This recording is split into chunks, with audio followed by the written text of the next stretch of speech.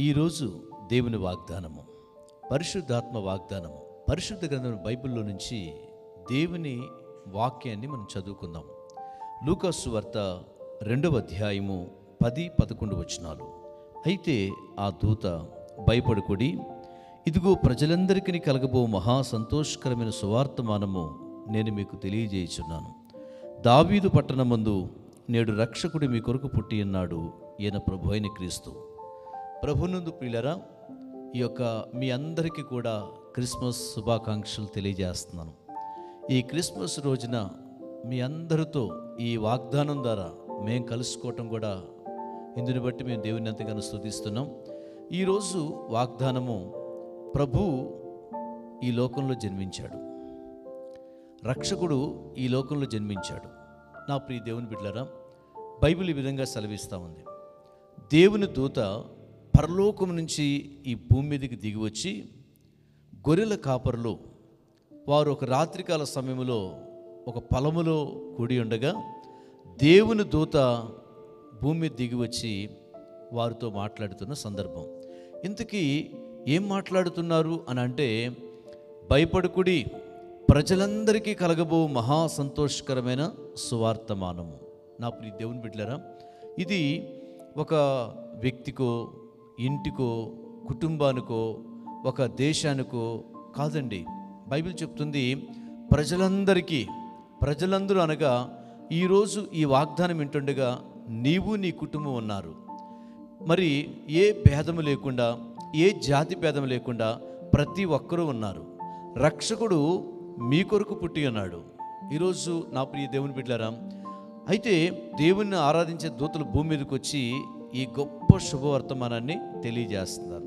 ఇంతకీ వాళ్ళు చెప్పిన వర్తమానం ఏంటంటే, దావీదు పట్టణమందు నేడు రక్షకుడు మీ కొరకు పుట్టి ఉన్నాడు. మీరు గమనించండి, ఈయనే ప్రభు అయిన క్రీస్తు. ఎందుకు యేసు క్రీస్తు ఈ భూమి మీద పుట్టాడు, జన్మించాడు అనే విషయాన్ని దేవదూతలు ఇది ప్రజలందరికీ సంతోషకరమైన వర్తమానం అంటున్నారు. బైబిల్ ఈ విధంగా సెలవిస్తూ ఉంది. యేసు ప్రభు జన్మించటం వల్ల నీ ఇంటికి, నీ కుటుంబానికి, నీ పిల్లలకి ఎలాంటి రక్షణ, ఎలాంటి యొక్క ఆశీర్వాదం, ఎలాంటి యొక్క ఆరోగ్యము, ఎలాంటి యొక్క క్షేమము, ఎలాంటి యొక్క మేలు కలుగుతుంది. అయితే బైబిల్ చెప్తుంది, యేసు ప్రభువారు ఈ భూమి మీద జన్మించటం వల్ల బైబిల్ చెప్తుంది ఒక పాపికి విమోచన కలిగింది. ఒక శాపగ్రస్తమైన జీవితంలో ఉన్న మానవుడికి ఒక విమోచనం కలిగింది. అలాగనే యేసు ప్రభు రక్తమే ప్రతి పాపము నుంచి విడిపించింది. నా ప్రియ దేవుని బిడ్డలారా, ఆయన శిలువ కార్యమే బైబిల్ చెప్తుంది అద్భుతంగా ప్రతి శాపాన్ని ఎరగొట్టబడ్డది.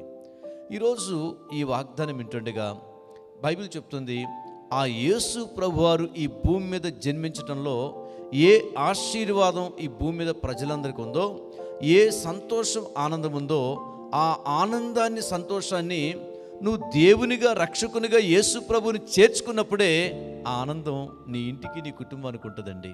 కాబట్టి దేవదూతలు ఇచ్చిన వర్తమానాన్ని ఈ క్రిస్మస్ నాడు మీకు కూడా తెలియజేస్తున్నాను, మీ ఇంటికి కూడా తెలియజేస్తున్నాను.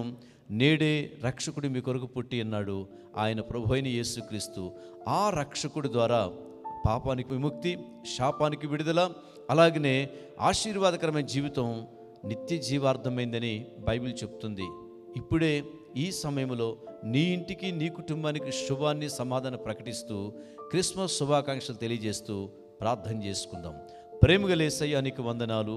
ఈ దినము నీవు ఈ లోకములో జన్మించారు అనే విషయాన్ని దేవదూతుల ద్వారా వినబడితే ఆ సందేశము ప్రభా తండ్రి గొర్రెల కాపరి నుంచి ఆ నోట ఈ నోట పడి మా దగ్గరకు వచ్చింది.